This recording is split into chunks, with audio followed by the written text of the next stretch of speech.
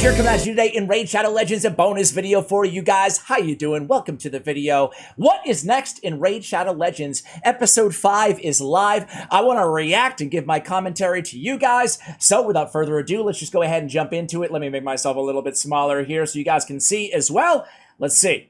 Hey everyone, just like we promised, our What's Next in Raid series is back on track. It's been a long wait, but don't worry, we're sure you're going to love what's in store. Let's... Okay, wait. They're gonna show us anyway. They're gonna show us. Awakening. We've been working on this for a while, and we're finally ready to share an overview with you. Whoa, Altar of Souls? What? Awakening is a huge feature, and there's a ton to explore and experiment with. Whoa. Let's rewind a little bit here, guys. Look at this. So, okay, we see a Soulstone Summon, Awaken, Soul Collection, Mystic Market, and Soul Merchant. And look at, what are these? All right, let's just shut up and learn, Ash.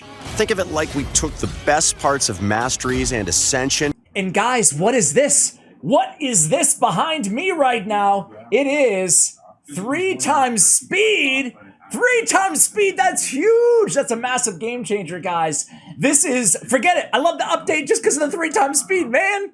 Then mash them together for some tasty raid goodness. We'll tell you how it works in a minute, but first let me tell you why you should care. Awakening your champions lets them align to a divinity of your choosing to get blessings that will help them in battle.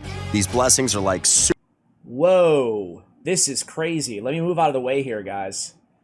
Check this out. We get Blessing, Light, Dark, War, Chaos, and Locked.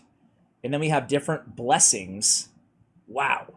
Super-powered passive skills that boost stats and give your champions some... Okay, let's read one of these passives here.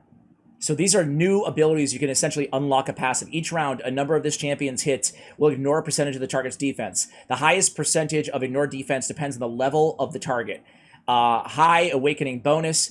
Every hit this champion inflicts will ignore a percentage of the champion's defense. And then you can see there, okay. Crazy benefits and effects. We're talking calling in a Reaper to finish off your enemies.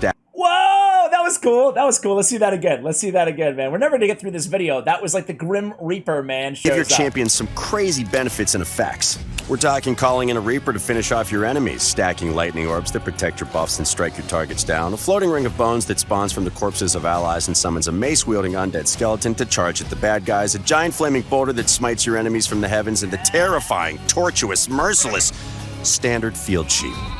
And breathe. As you can see, we've got a lot of new, unique mechanics here.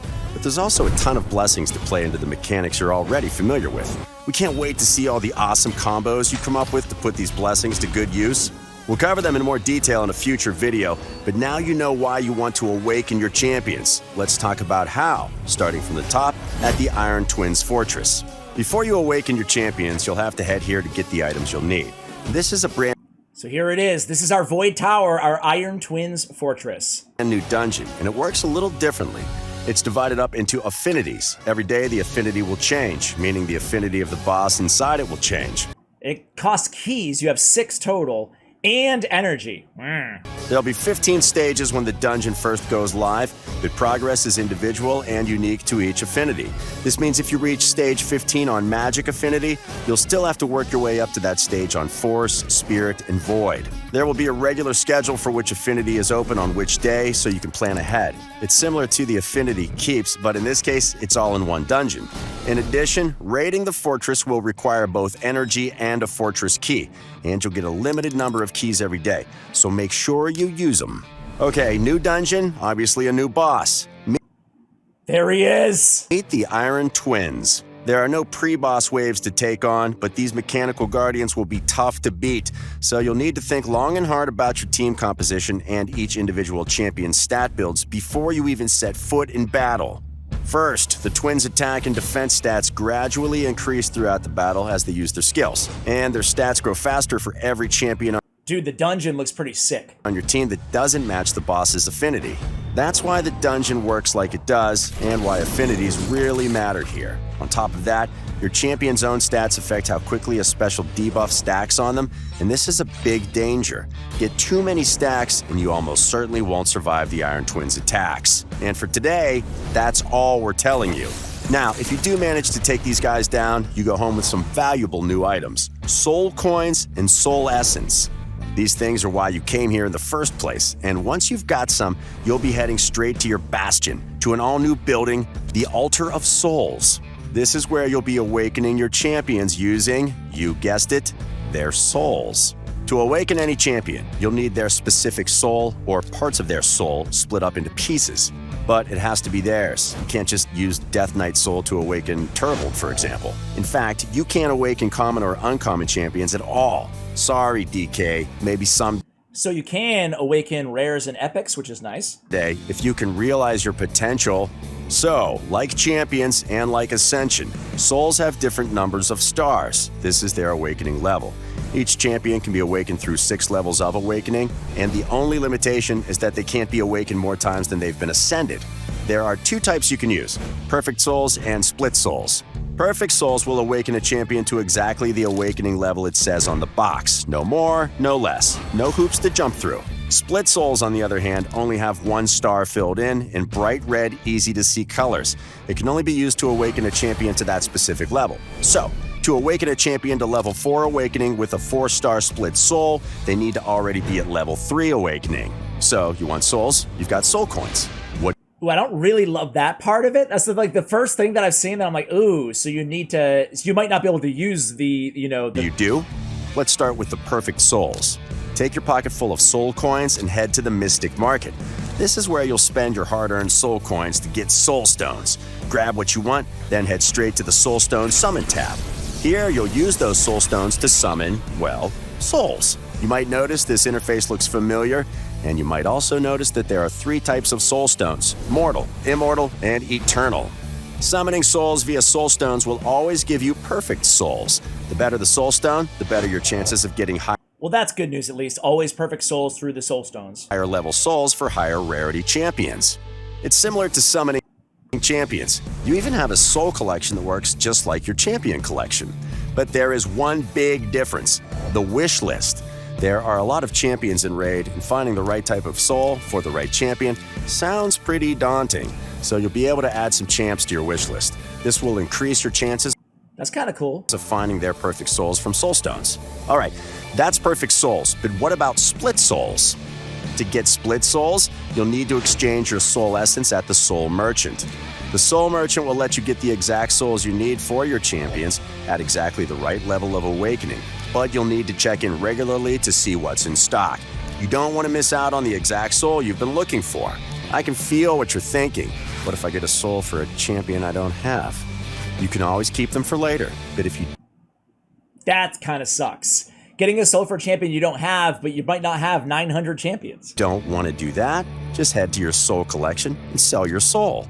That sounds scary, Sell your soul might be the way to go. Maybe not. Not legendaries, right? but hear me out. They're not your souls anyway. They're your champions, so why should you care? Selling souls gets you more soul coins, which you'll then use for more soul stones or soul essence, Okay, so it's recyclable. I retract my previous statement. That's not too bad. and then more souls. You'll almost always have extra souls, so this is a nice, easy circle that helps make sure you're always moving forward on your hunt for souls. All right, so once you've got your souls, you'll want to awaken your champions. Head to the Awaken tab, select your champion, choose your souls, and boom, awakened. Now it's time for the big payoff: blessings. Once awakened, every champion can choose to align to one of several divinities: light, dark, war, and chaos. Dude, that's so cool. I love that customization. Like, right now, endgame accounts, when you look at their champions, there's a level of redundancy, right? Like a Max Rotos is usually a Max Rotos. Sure, you can decide your masteries and the artifacts that you put on them, but basically after that, that's it. Now with blessings, light, dark, war, chaos, it really just absolutely just compounds the number of possibilities with each champion, right? Of course, the big unanswered question is, how pay-to-winny is this going to be? For now. Each divinity has their own blessings. Blessings are limited by a champion's Let's read. Okay, increases the damage inflicted by HP burn debuffs placed by this champion in the arena. rarity. So they are specific to the area. So rare champions can only receive rare blessings. Epics can have either rare or epic blessings, and legendary champions can choose any blessing they want. Each champion can only choose a single blessing, so picking the right blessing for your usage is key. There are 6 levels of blessings, but we made it easy. You don't have to upgrade them individually. Okay, so every level does something different. 1000 HP, more crit damage, protecting buffs. Wow. They're all simply tied to your champion's level of awakening. This is a legendary blessing, by the way, guys. Awaken a champion 6 times, and they'll have access to the level 6 benefits of any blessing they choose. And that's awakening in a nutshell. Told you, it's big. But that's not everything. We're also bringing out a new type of event for special occasions. Deck of Fate events. You'll earn fate points from a bunch of in-game activities, like raiding dungeons, leveling up champions, opening shards, the usual stuff. You'll then use those fate points to flip cards. Whatever you flip over, you get to keep as a reward. But there's another layer. There are 3 rarities of cards, and if fate is on your side and you flip 3 cards of the same rarity one after another, you'll get a bonus reward.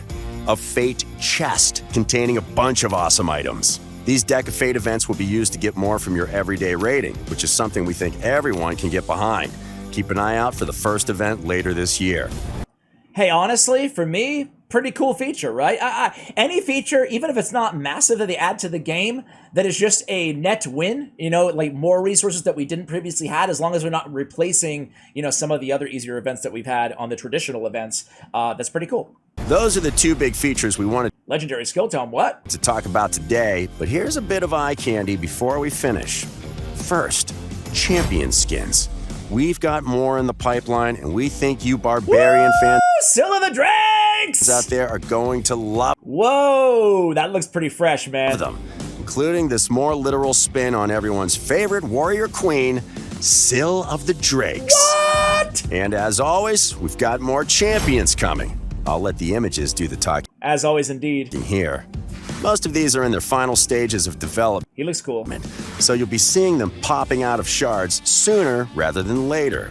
Let us know what kind of champions you'd like to see added in the future in the comments. We've been listening to your feedback, and we will do justice to some How about more undead horde champions? You ever think of that? More demon spawn? community favorites very soon. That's everything.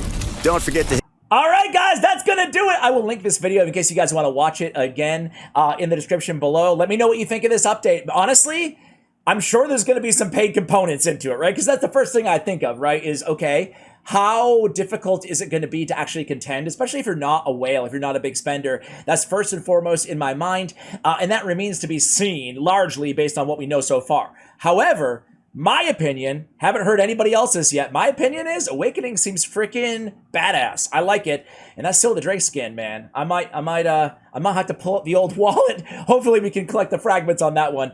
But the boss looks cool. I think everything looks pretty cool. How about you guys? Let me know in the comments below, and thank you so much for watching, and as always, take care, guys.